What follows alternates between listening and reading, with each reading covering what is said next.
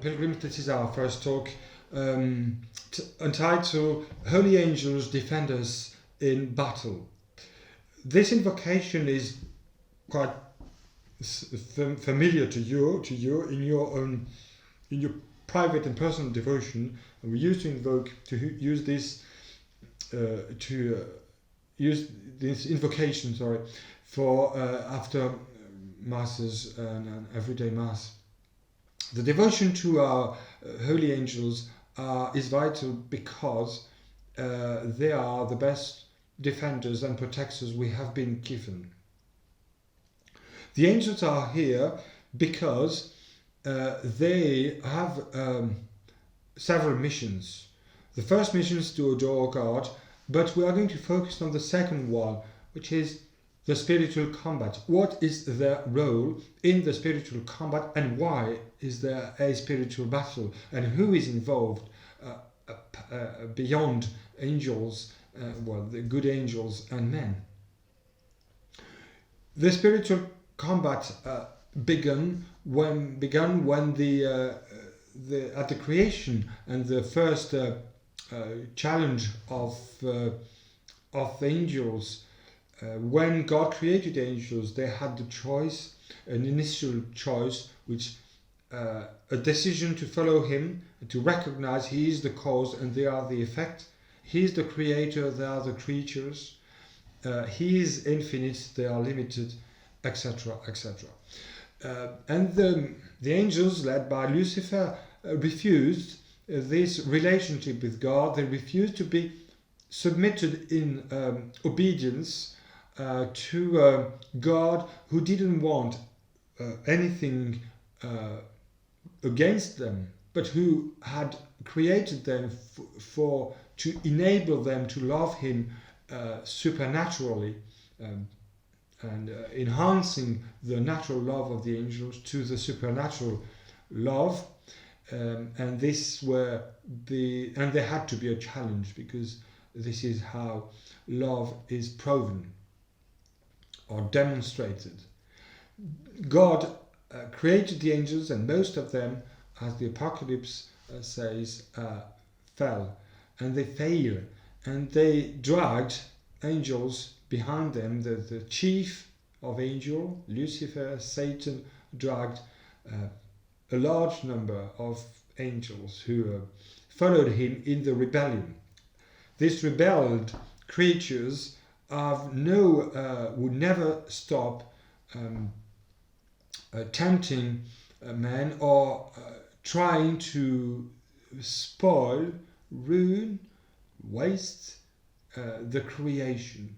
They hate our Lord, they hate God so much, and because they know they cannot affect, they cannot touch God, because He is God, He is Almighty. They cannot wound and harm God. They decided to begin a combat against the works of the Creator. That is to say, the universe, the visible and the invisible world. They can't, and they hate this world so much, because they hate God, but they can't. They have no access to God. They can use whatever they want. God would never ever been changed or wounded by the devil or devils, but the creation can. But they hate the creation, and they hate the creatures, because they see in them a God, whether as an image, whether as a mark, but they see the action of God in every creature. And so they, after the sin, and they decided to go in to initiate a spiritual combat with our first parents, Adam and Eve, and that was the first victory. Adam and Eve had the same temptation as the devil did. and they decided to be their own masters, and they got expelled from the presence of the divinity, and for their own sadness and their despair. The angels have to be present to help us resist the attacks of this enemy. And this enemy is extremely dangerous. Is far more dangerous from the enemies of the body or the human, our human enemies.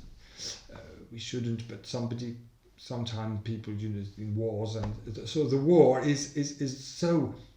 Of these wars of this world are less dangerous than the war in the depth of our soul. The war is happening in us. Although the Apocalypse of St. John says the war is happening in the air, in heaven, or in the air, above, beyond our visible world, between the devil and the angelical forces, but the spiritual combat we are facing in us is so important, is vital. If we do not want to engage the combat, we are failing and we get beaten anyway. The only answer we have is to engage this combat with our own energy and our own strength, and with the help of the angel. The angel is needed at that point because this enemy is, as I said, more dangerous than any other enemy. This one is more intelligent, is brighter than any. Brighter than the brightest human person. He still has the specific angelical intelligence and will, and this intelligence, as in the devil, is still able to see the conclusion of a problem. Whereas we only guess conclusions from a problem, and we need to find out step by step, very, very slowly. In the angel, it doesn't work like us. In the angel, in the devil, he sees what is going to happen if we make such a decision. We don't see all the consequences. Sometimes it's probably best. But it's not always we're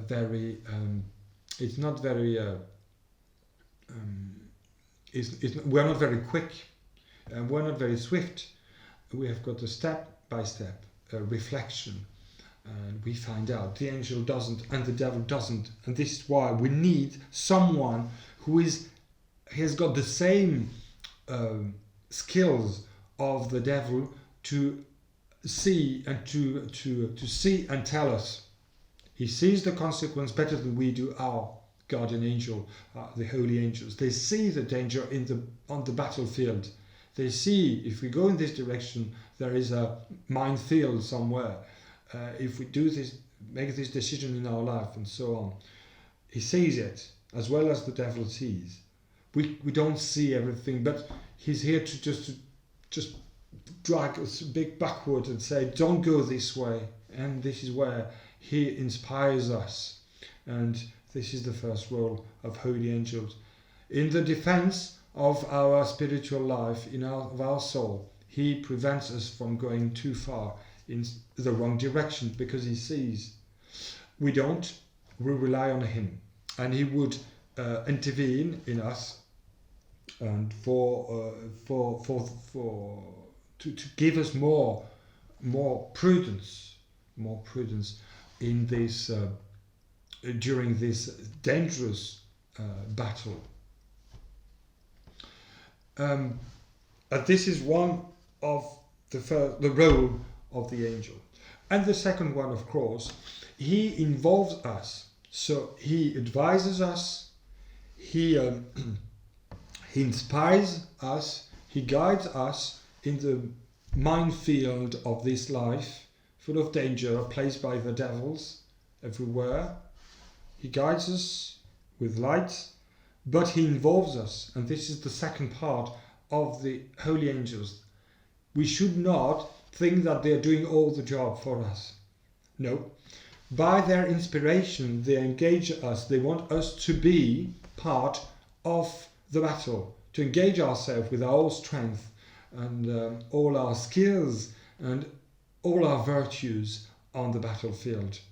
He wants us, or they want us, they propose, or they place before us all the protections, shields, helmets, and the weapons we need to engage the combat. This combat doesn't cease, and there is not a day where we can say, oh, today is peaceful. I have no spiritual battle to engage. Yes, we do every morning, and we know this is not going to stop until we die. Sometimes we fail, and sometimes we conquer. When we fail, it means that we have not been wearing, or we didn't like to wear or use the protection or the weapons, the spiritual and the supernatural weapons proposed by the angels, the holy angels. Yes, they want to involve us.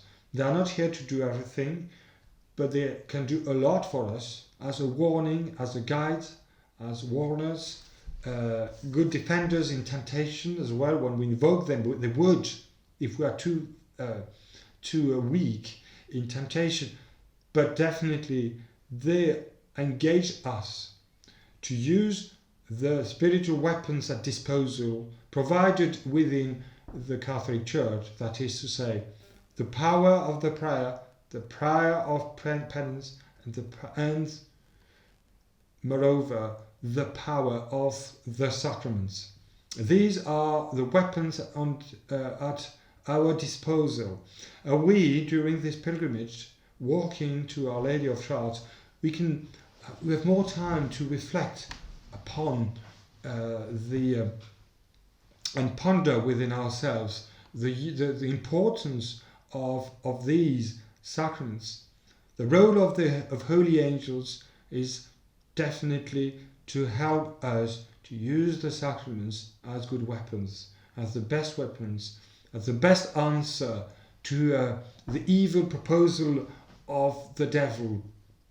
Rebel, say no, do not obey, be your own master, be your ruler, you'll be happy. No, this is not the right beatitude. This is not the kind of happiness God is offering. The only happiness we have is to be in God and God in us. And the holy angels are defending and protecting the door of our soul if we let them do, and if we engage ourselves, if we are individually engaging ourselves by the fruitful preparation, reception and use of the sacraments of Holy Church.